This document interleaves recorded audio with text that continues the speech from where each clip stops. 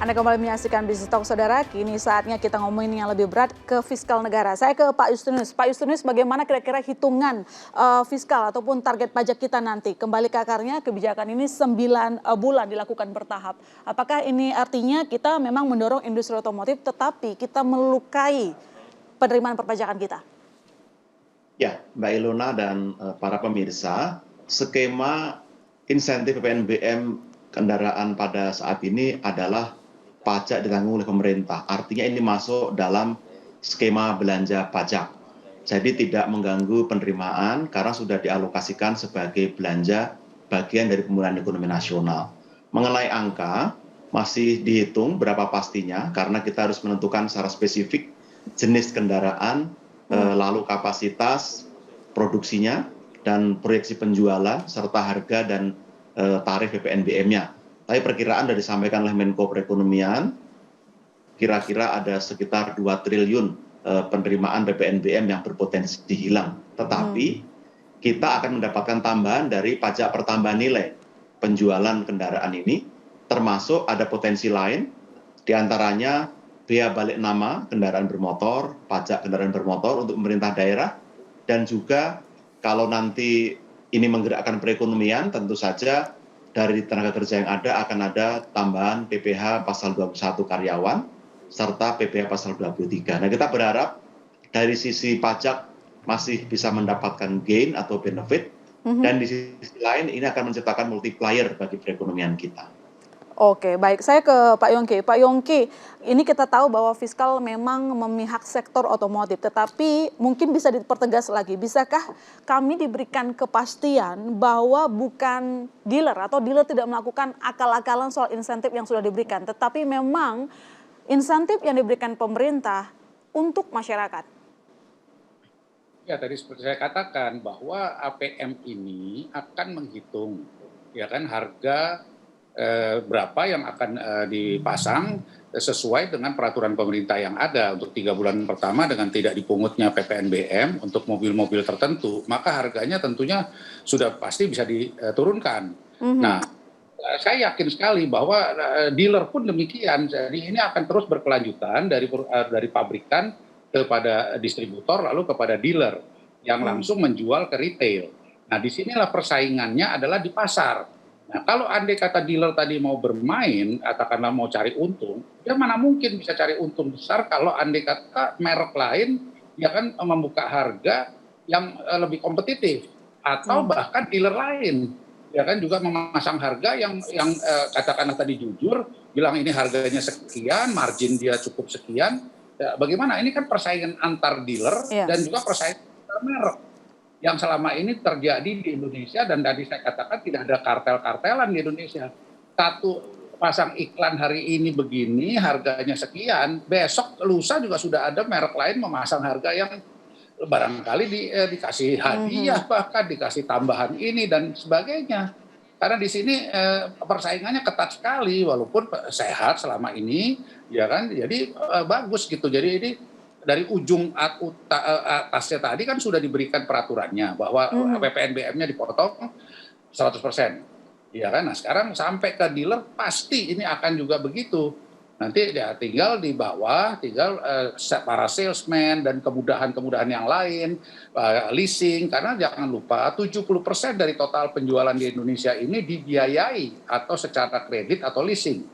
Jadi itu juga berperan sekali. Ya kan, di situ juga terjadi persaingan suku bunga antar satu leasing atau bank dengan satu dengan yang lainnya. Ini juga bersaing ketat.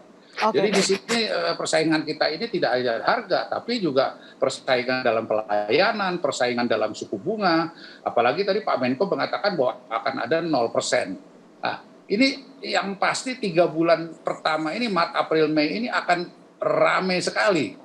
Ya kan, saya yakin, karena mereka tahu akan berlomba-lomba. Kenapa saya mesti tunggu di bulan April, Mei nanti selanjutnya gitu, Maret, April, Mei atau Juni. Kalau Juni kan saya potongannya tinggal 50%. Ya kan, memang saya berminat, saya akan beli di 3 bulan ini. Oke, ekosistem dari otomotif memang besar ya, jadi memang sangat menjangkau di perbankan juga. Tapi saya ke Pak Justinus. Pak Justinus, ini apa kabarnya nih dengan dealer yang mengambil mobil dari manufaktur yang sudah bayar pajak sebelumnya begitu, sebelum kebijakan ini keluar. Mereka kan sudah membeli itu dengan harga yang lama. Bagaimana kebijakan ini berlangsung? Ya, PPNBM dikenakan hanya sekali pada saat mobil dijual oleh pabrikan. Dan tentu saja peraturan ini tidak akan berlaku surut, tapi berlaku ke depan sesuai dengan prinsip hukum. Maka bagi pabrikan yang telah menjual dan telah memungut PPNBM dan telah dibeli oleh dealer, tidak akan ada pengembalian PPNBM. Konsekuensinya nanti kendaraan yang dijual masih menggunakan harga lama, atau kalau mau bersaing, terpaksa nanti dealer yang akan mengatur harganya supaya bisa kompetitif. Tapi dari sisi aturan perpajakan akan demikian, kita berlaku ke depan, sehingga tidak ada skema pengembalian PPNBM yang telah dibayar dealer kepada pabrikan. Oke, skemanya diserahkan kepada dealer ya? Ya, untuk mengatur harga demikian. Oke, baik. Pak Jongki gimana? Nggak apa-apa ya begitu? Ya, memang itu peraturannya, dan juga ya memang ini kan begini, berita ini kan tunggu sebetulnya, lama juga ya Pak Yus ya, sudah lama ditunggu. Jadi saya yakin bahwa pasar juga kan agak lemah ini sekarang. Jadi ada di dealer hari ini juga tidak terlalu signifikan jumlahnya, ya kan. Jadi saya pikir ini aman-aman saja, ya kan, karena atau juga stoknya tidak terlalu banyak yang ada di para dealer yang sudah dibayarkan. Oke.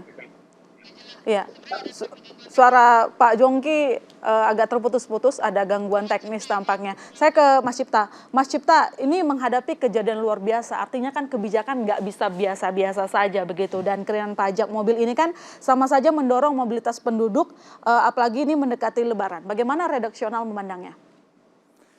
Ya, memang ini dilematis ya. Di satu sisi ingin mendorong konsumsi, salah satunya dengan mekanisme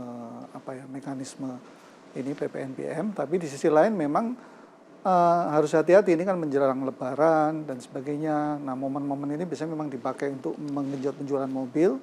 Nah, dengan ada tambahan ini kalau memang nanti meningkat pesat, nah ini tadi seperti concern kita bersama, jangan-jangan ini memicu mobilitas yang lebih tinggi lagi. Nah, dalam hari ini ya mau nggak mau ya, selain masyarakat juga harus konsisten, pemerintah juga seperti yang sudah digaung-gaungkan ya, kebijakan PPKM dan sebagainya yang sudah dicanangkan ya memang harus semakin tegas, penegakannya harus semakin tegas gitu. Karena ini memang kebijakan sudah diambil dan salah satu risikonya memang itu yang akan terjadi, pasti mobilitas masyarakat mungkin akan meningkat ya. Karena mereka ya kalau punya mobil baru pasti ingin segera untuk mengendarai, untuk bepergian dan sebagainya. Begitu sih saya kira. Oke, Mas Cipta, tadi untuk penjelasan pertama ada terpotong sedikit soal bukti konkret dengan adanya PPNBM mobil ini. Apa yang bisa Anda lihat terutama untuk konsumsi? Jadi untuk konsumsi ini memang sekali lagi ini kalau Oke, apalagi kan apalagi kalau kita lihat kan sekarang untuk saham-saham otomotif juga langsung menyambut kan untuk PPNBM gitu. Iya, memang sebenarnya ini fenomenanya sebenarnya gini, ini semua orang masih menunggu. Pak Yongki tadi juga cerita bahwa menunggu kepastian, apalagi ada cerita OJK juga akan memberikan kebijakan uang muka 0% dan sebagainya.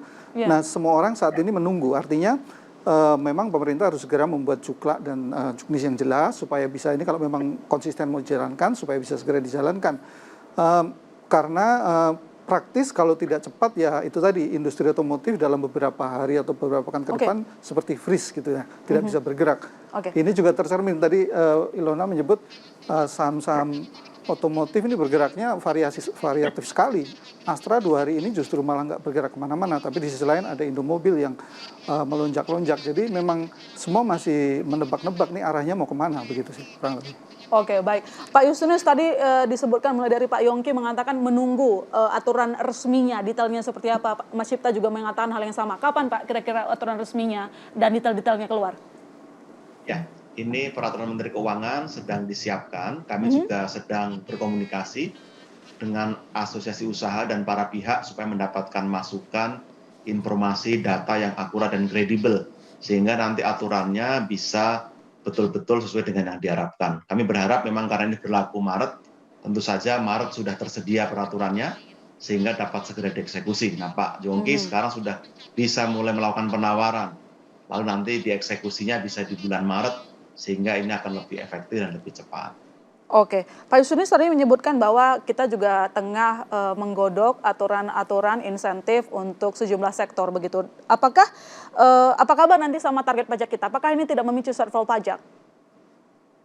Ya, beberapa stimulus atau insentif yang diberikan terkait dengan pajak memang sesuai dengan alokasi di dalam program pemulihan ekonomi nasional. Kami sudah melakukan pencadangan sepanjang masih memenuhi kuota atau pagu di dalam biaya itu tidak ada masalah.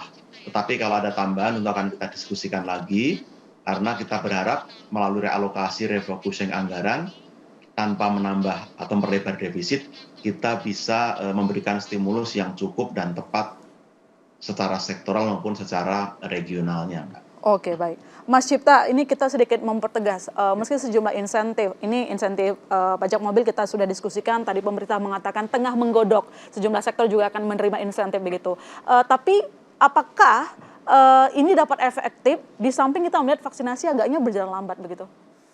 Jadi begini, Mbak, memang sudah disebut bahwa ini kondisi extraordinary pemerintah sah-sah aja membuat kebijakan-kebijakan yang extraordinary demi untuk menolong ekonomi, begitu ya. Tapi seperti halnya kita sebut ya, kebijakan misalnya relaksasi PPNBM ini kan istilahnya jump start. Jump start itu kan kita tahu namanya jump start itu sementara begitu ya. Tapi kalau obat yang paling utama untuk pemulihan ekonomi, istilahnya pemerintah yang sering disebut-sebut game changers adalah vaksin yang paling utama. Ya karena ini game changersnya ya memang ini harus dimainkan secara lebih serius supaya terjadi perubahan yang lebih mendasar.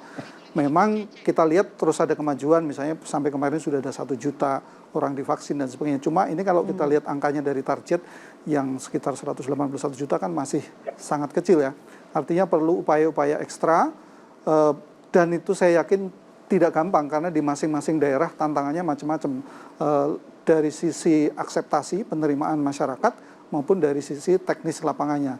Tapi bagaimanapun ini harus dijalankan karena ini satu-satunya yang akan membuat satu, masyarakat juga merasa confidence untuk berbelanja, untuk konsumsi lagi. Lalu kedua juga pengusaha merasa confidence, merasa yakin untuk misalnya ekspansi dan sebagainya. Dan ini harus cepat. Kenapa cepat?